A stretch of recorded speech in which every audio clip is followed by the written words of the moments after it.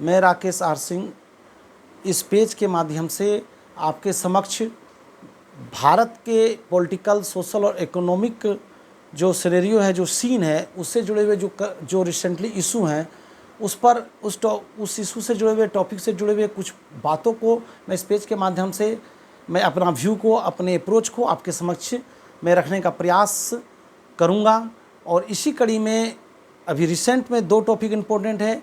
Media को लेकर चर्चागृह में कुछ पत्रकारों की गिरफ्तारी हुई थी, पूछताछ हुई थी, उसको लेकर, और दूसरा जातीय जनगणना को लेकर। हम लोग पहले जातीय जनगणना पर आते हैं। बिहार ने अपने जातीय जनगणना को प्रदर्शित कर दिया है, प्राइमरी आंकड़े को उन्होंने सामने लाया है। सुप्रीम कोर्ट ने भी इस पर रोक लगाने से इनकार कर दिया है। सुप्रीम कोर्ट ने जो टिप्पणी की है, जो उस पर याचिका थी, कहीं न कहीं सर्वे डेटा जारी करने से, रोक लगाने से, कहीं न कहीं जो इसे न्यूज आ रही है कि इस पर इनकार किया है। तो इस जातीय जनगणना के बाद भारतीय राजनीति पर क्या प्रभाव पड़ सकता है, भारतीय सामाजिक और आर्थिक पहलू पर क्या प्रभाव पड़ सकता है, इस पर हम लोग बात करेंगे। मेरा विचार है कि निश्चित रूप से जातीय जनगणना जो हो रही है, या जिसकी जितनी जाति उतनी भागीदारी की जो बात हो रही है, इसको हम लोगों को पॉजिटिव पहलू इसका देखने की ज़रूरत है, न कि नकारात्मक पहलू। कई लोग कह रहे हैं कि इससे जातिवाद बढ़ेगा, तो जातिवाद तो पहले से भारत में विद्यमान है। कब जातिवाद भारत में विद्यमान नहीं था?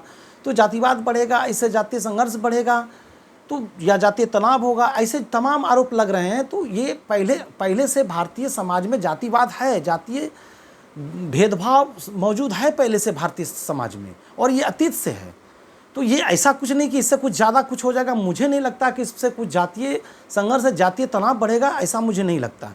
निश्चित रूप से जातीय जनगणना जो कराने के पीछे बिहार सरकार का जो उद्देश्य था, वह उद्देश्य था कि जातीय जनगणना के माध्यम से जन कल्याण से जुड़े हुए कार्यक्रम, सामाजिक कल्याण से जुड़े हुए कार्यक्रम, या विकास के दौर में सामाजिक, आर्थिक और राजनीतिक रूप से विकास के दौर में जो समूह पिछड़ गए हैं, जो वंचित समूह पीछे हैं, उनको मुख्य धारा में लाना और उनके कल्याणकारी कार्यक्रमों को बनाने में इस आंकड़े से मदद मिलेगी। बिहार सरकार का यह स्पष्ट उद्देश्य है। और इसी क्रम में आगे जाकर कर्नाटक में भी हम न्यूज आ रही है कि कर्नाटक सरकार भी पब्लिश करेगी इन आंकड़ों को, और राजस्थान भी जातीय जनगणना कराने की बात राजस्थान सरकार ने भी कही है।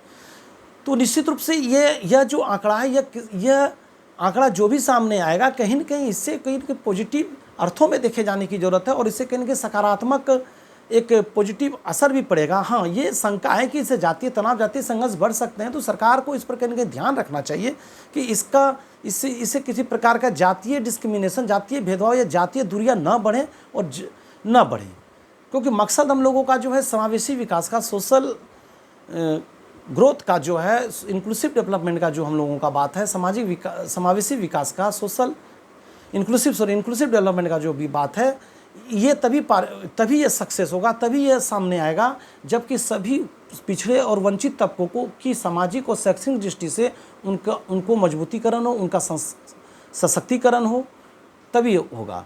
निश्चित रूप से भारतीय राजनीति को लेकर, प्रभाव को लेकर अधिक चर्चा है, तो मैं मानता हूँ कि निश्चित रूप से भारतीय राजनीति पर इसका प्रभाव पड़ेगा। भारतीय राजनीति का और अधिक जाकर समावेशीकरण होगा इससे, और अधिक उन समूहों की भागीदारी राजनीति में बढ़ेगी जो समूह कहीं न कहीं राजनीति में पीछे छूट जाते हैं। उन समूह के प्रतिनिधि अगर संसद भवन आते हैं, विधानसभा में चुनकर आते हैं, उन समूह, वंचित समूह और पिछड़े समूह, या उन समूह के जो अब तक पिछड़े हुए हैं, उन समूह के प्रतिनिधि अगर संसद भवन, विधानसभा अधिक से अधिक चुनकर आते हैं, निश्चित रूप से राजनीति का समावेशीकरण करने में ज़्यादा मदद मिलेगी, और कहीं न कहीं सामाजिक आर्थिक नीतियाँ बनाने में भी, कहीं न कहीं समावेशी नीति बनाने में भी इससे बल मिलेगा। इससे निश्चित रूप से मेरा मानना है कि जातीय जनगणना को पॉजिटिव पहलू में देखा जाए। दूसरी बातें हैं कि इसको पॉलिटिकल इशू बनाया जा रहा है। निश्चित रूप से भारत में जो चुनाव होते हैं उससे कई चीज़ प्रभावित करते हैं, जिसमें धन बल है, जाति है, धर्म है, संप्रदायवाद है, कई चीज़ें प्रभावित करते हैं। तो कहीं न कहीं ये एक पहलू है। तो निश्चित रूप से जातीय जनगणना के सकारात्मक पहलू को हमको देखने की ज़रूरत है, उसे सकारात्मक रूप से लिए जाने की ज़रूरत है, क्योंकि जातीय जनगणना किसी धर्म, विशेष जाति के खिलाफ नहीं है, बल्कि कहीं न कहीं एक पॉजिटिव चीज़ है। और इन चीज़ों को लेकर हम आगे बढ़ेंगे तो कहीं न कहीं पॉजिटिव तरीके से आगे बढ़ सकते हैं, और जितना अधिक समावेशी विकास के लिए रूपरेखा बनेगी, उतना अच्छा से वंचित और पिछड़े वर्ग के तबके का सशक्तिकरण होगा, उनकी सामाजिक और शैक्षणिक विकास होगा और उनका सामाजिक शैक्षणिक वो रूप से वो मुख्य धारा में आएंगे। चलिए बहुत बहुत धन्यवाद।